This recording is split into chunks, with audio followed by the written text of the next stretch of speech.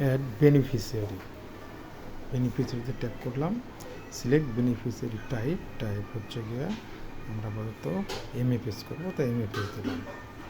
অতপর select bank মানে MFS হচ্ছে আমাদের একমাত্র বিকাশ আছে, বিকাশ দিলাম। এরপর বিকাশ অ্যাকাউন্ট নাম্বারটা দিব,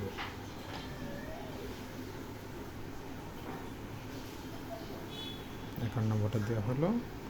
অতপর একটা শর্ট নাম দেব, যে এই বিকাশ অ্যাকাউন্টটা যার নামে আছে তার একটা নাম দেব, শর্ট নাম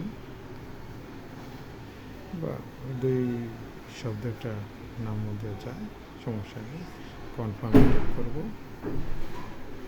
আমার বেনিফিশিয়ারি এমএফএস লিঙ্ক সাকসেসফুল।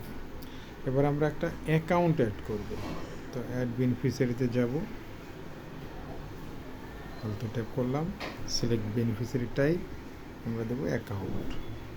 এবার সিলেক্ট ব্যাংক বা ফিনান্সিয়াল ইনস্টিটিউশন, যেহেতু আমি রূপালী ব্যাংকের অ্যাকাউন্ট দেবো তাই রূপালী ব্যাংক খুঁজে বের করছি। এবার অ্যাকাউন্ট নাম্বার লিখতে হবে আমাদের, 13 সংখ্যার অ্যাকাউন্ট নাম্বারটা লিখব।